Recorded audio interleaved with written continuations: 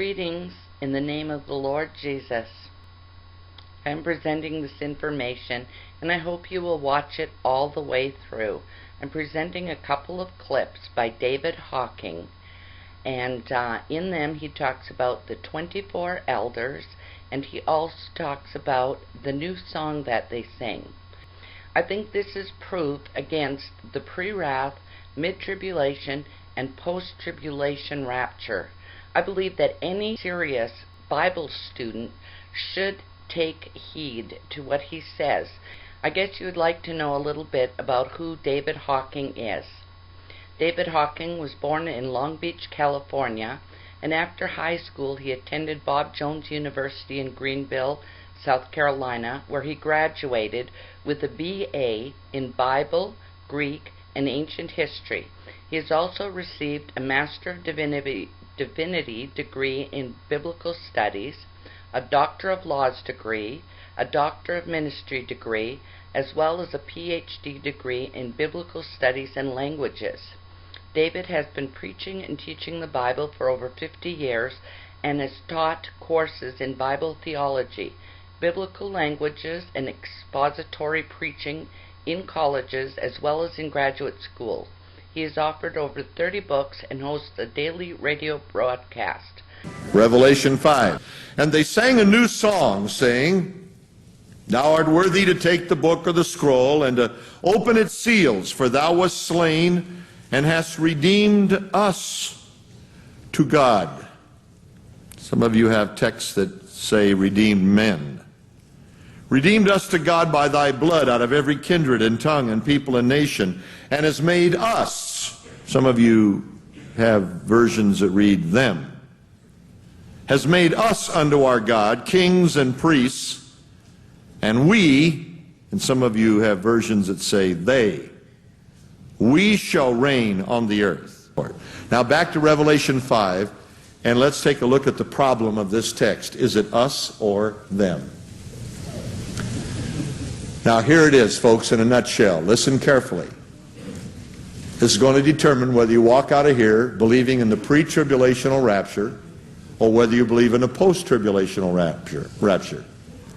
I'm going to quote one of the greatest scholars on the book of Revelation, who is also a post-tribulationist.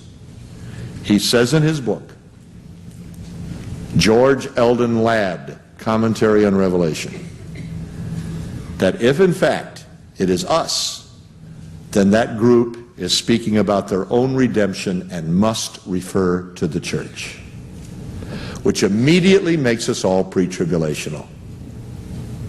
Because whatever the 24 elders are, they represent a completed group of people. He happens to believe they are angels. I believe they cannot be angels, and it's stated so back in our message in chapter 4. But this is a little bit stronger than you can believe. I decided before I came tonight to go through all of the Bibles I have. Now I got 2 shelves of them in all kinds of translations. And I was amazed how often this particular footnote appears. Most ancient authorities agree that the word is them or they. Even in versions that are King James and support the us in the text, there's a little footnote. I have a King James. It has a footnote. Here's what it says. Most early manuscripts omit us in verse 9 and read them and they instead of us and we in verse 10. One of the leading pre-tribulational teachers in America says in his commentary that beyond a doubt all scholars know that the translation is them and they, not us. That we pre-tribulationists should not use this passage to teach our point, since it reveals our lack of scholarship. Oh, hey, there are worse statements than that. In various commentaries. Well, you know, I got kind of, you know, inquiring minds want to know. I decided to look into the matter. I have spoken publicly on this matter and have been asked also by some who are Greek manuscript men to keep my mouth shut. I'm not going to. See, the insinuation is listen carefully. The insinuation is that the average layperson cannot really fathom this. I don't believe that at all. I believe the average layperson can fathom it and ought to know about it. First of all, out of all the manuscripts we have, the most important ones are, of course, in the original language, Greek manuscripts of the New Testament. Far more important than any other language into which the Greek is translated. Well, how many manuscripts out of some 5,000 on the New Testament do you think have the book of Revelation, any part of it in the manuscript? Only 95. There's only 95 known Greek manuscripts on the book of Revelation in existence in the world. Now, some may be under the protective covering of some hill that archaeology hasn't uncovered yet, but we have only 95 known manuscripts in Greek on the book of Revelation. Now, I ask myself, since these are all fragments, how many of those have Revelation 5 in the fragment? Very interesting, only 24 out of the 95 have Revelation 5. There's only 24 Greek manuscripts in the world that have Revelation 5 in it. I find it extremely interesting that 23 out of the 24 read us. There is, in fact, only one manuscript, Codex Alexandrinus, that says us. Now, it says them. No. Yes, them. Hey, after that lion thing last week, I need your help, okay? Next project. When the Latin Vulgate was translated, 4th century A.D., Jerome, who translated the Latin Vulgate, became the standard Bible of the Catholic Church for 1,000 years, at least, and some still use it.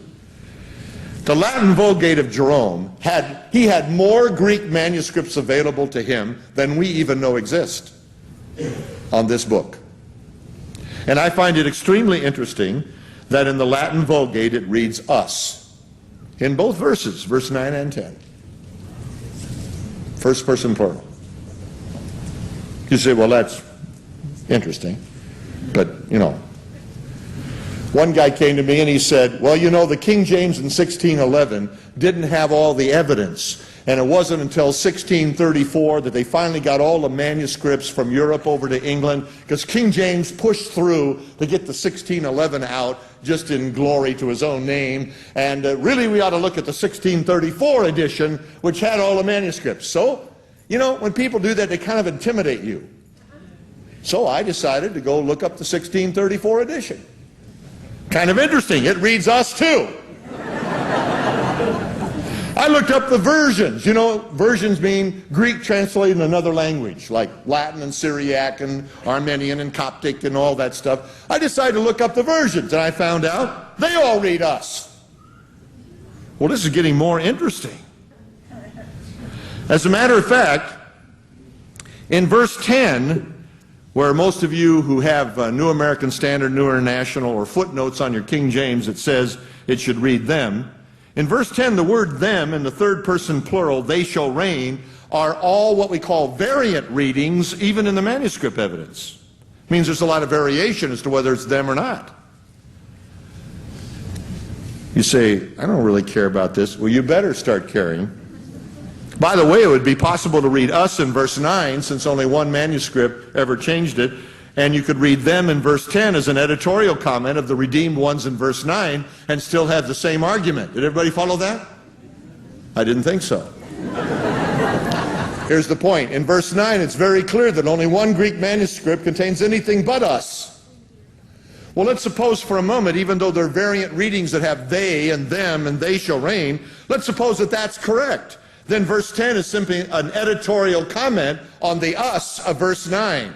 The problem here would still exist. If you say in verse 9, thou art worthy because you have redeemed us to God, then the 24 elders are singing a song about themselves that they in fact are redeemed. Angels cannot be redeemed. They are not angels. They have to be people who are redeemed.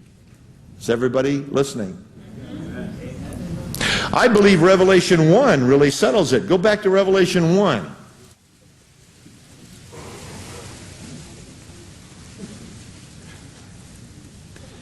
Verse 4 says, John to the 7 churches Verse 5, from Jesus Christ, in the middle of verse, unto him that loved.